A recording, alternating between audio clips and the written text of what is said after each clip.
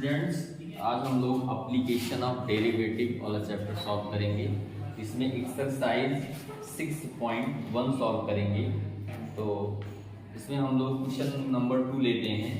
Question क्या है कि the volume of a cube is increasing, the volume of cube is increasing at the rate of 8 centimetre cube पर second. यानी कि हमको दिया है dv by dt that is equal to 8 centimetre cube पर सेकेंड। फिर क्वेश्चन क्या कहता है, how fast is the surface area increasing. यानी हमको ds अपॉन dt निकालना है। ds upon dt is equal to what, surface area increasing when the length of the edge is 12 centimetre. यानी कि ds बाई dt को a is equal to 12 centimetre पर value निकालना है। ठीक है, तो वॉल्यूम ऑफ क्यूब, सबसे पहले अगर कोई भी क्यूब है जिसका एज a है, उसका वॉल्यूम क्या होगा, तो वॉल्यूम ऑफ क्यूब क्या हो जाएगा, a का क्यूब। क्योंकि आपको पता है साइड का क्यूब होता है ना वॉल्यूम। तो अब इसका हम अगर डिफरेंशिएट करें तो dv बाई dt क्या हो जाएगा, ये हो जाएगा हमारा जो है ठीक है 3a का square into da by dt। Into क्या हो जाएगा, da बाई dt। और इसकी वैल्यू यहाँ पर दी गई है क्वेश्चन में, dv बाई dt की वैल्यू दी गई है कितना, 8।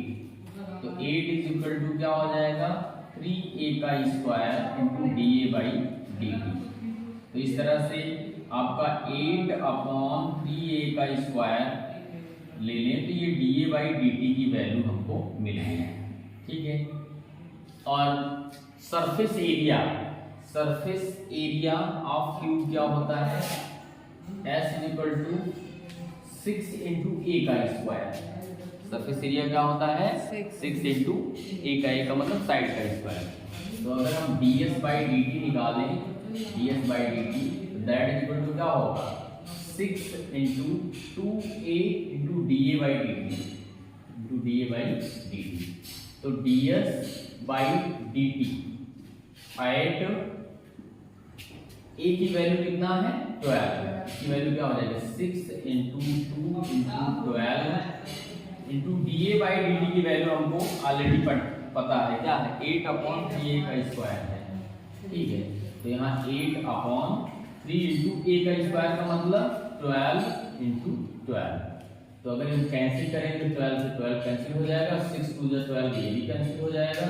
तो ये अल्टीमेट क्या आ जाएगा, 8 अपॉन 3 और यहाँ पर आपका क्या आ जाएगा, सेंटीमीटर का स्क्वायर पर सेकेंड। ये हमारा ds बाई dt यानी change in surface area, volume के चेंज होने से सरफेस एरिया का रेट ऑफ चेंज क्या है, ये हमारा आंसर मिल गया। तो बेसिकली इसमें जो आपके बेसिक फार्मूलाज हैं उसका यूज करेंगे, डेरिवेट करेंगे, फिर जो भी टर्म्स गिवन है उसका यूज करके हम अपने रिक्वायर्ड आंसर को पाएंगे। तो उम्मीद करते हैं आप लोगों को समझ में आया। तो स्टूडेंट्स, अब हम लोग क्वेश्चन नंबर 3 देखेंगे। थर्ड क्वेश्चन क्या है कि the radius of a circle is increasing uniformly at the rate of 3 centimetre पर सेकेंड। मतलब कह रहा है रेडियस इंक्रीज हो रहा है, dr बाई dt दिया है 3 सेंटीमीटर पर सेकेंड दिया है। ठीक है, फिर क्या कह रहा है, find the rate at which the area of circle is increasing.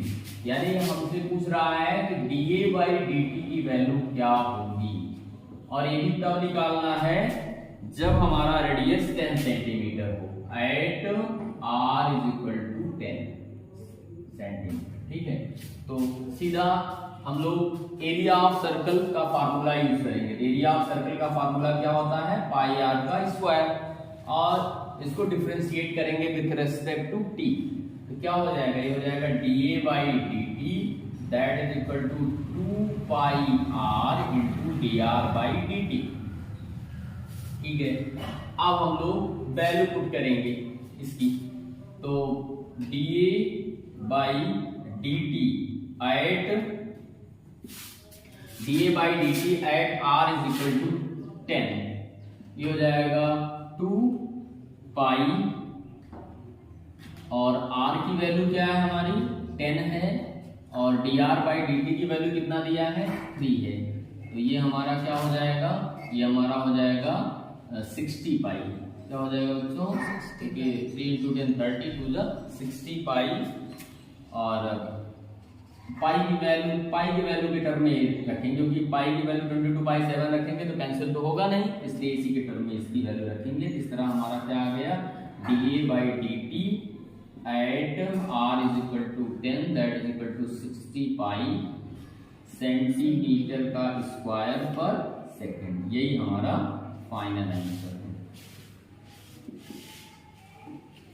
तो ये भी बहुत इजी क्वेश्चन था, बेसिक डिफरेंशिएशन का क्राइटेरिया यूज हुआ है। तो स्टूडेंट्स अब हम लोग क्वेश्चन नंबर 4 भी क्वेश्चन नंबर 3 जैसा ही है, हम लोग क्वेश्चन नंबर 5 अटेम्प्ट करते हैं। क्वेश्चन नंबर 5 क्या है, कह रहा है a stone is dropped into a quiet lake and waves move in the circle। एक स्टोन है, जैसे कि आप किसी शांत जल में पत्थर फेंकें तो क्या बनते हैं, रिंग्स बनती हैं, तो वही कह रहा है कि स्टोन फेंका जाता है एक लेक में, और जो रिंग्स बन रही हैं, वो जो सर्कल्स बन रहे हैं वो मूव कर रहे हैं उसके ऑफ एजेस की तरफ at the speed of 5 centimetre पर सेकेंड। ठीक है, तो एट द इंस्टेंट व्हेन, तो ध्यान दीजिएगा, अब आपका पता है कि जो उसका सरकमफ्रेंस होगा, जैसे जायज सी बात है, ये मान लीजिए फर्स्ट रिंग हुआ, ये सेकंड रिंग हुआ, ऐसे अप टू सो ऑन, इस तरह से ये आपके सेंटर की तरफ बढ़ रहे हैं। जब शांत जल में साइलेंट वाटर में हम स्टोन फेंकते हैं तो इस तरह के रिंग्स बनते हैं, और ये इस तरह से आगे बढ़ रहे हैं इस तरह से। तो ये जो इनके बढ़ने की स्पीड है, वो स्पीड है, उसको हम dr by dt से रिप्रेजेंट करेंगे, वो हमारा क्या है, dr by dt that is equal to 5 centimetre पर सेकेंड। ठीक है, at the instant when the radius of the circular wave is 8 centimeter, how fast is the enclosed area increasing। तो हम कह रहा है dA by dt, जब radius उसका 8 सेंटीमीटर है, उस समय उसका जो सर्कल द्वारा इंक्लोज एरिया है वो किस रेट से बढ़ रहा है, इसको हमको फाइंड करना है। तो सीधी सी बात, इससे पिछला क्वेश्चन किया हमने, वैसा ही इसको भी करेंगे। तो एरिया ऑफ सर्कल ए क्या होता है, 2 पाई r। ठीक है, sorry 2 pi r, pi r square, तो 2 पाई r उसका सर्कमफ्रेंस है, area equal to pi r square. तो dA by dt क्या हो जाएगा, ये हो जाएगा 2 pi r into dr by dt। ठीक है, तो अब यहाँ पे dA by dt at r is equal to 8 centimetre, क्या हो जाएगा 2 पाई into 8, और into dr by dt की वैल्यू यहाँ पर गिवन है, क्या दिया है 5।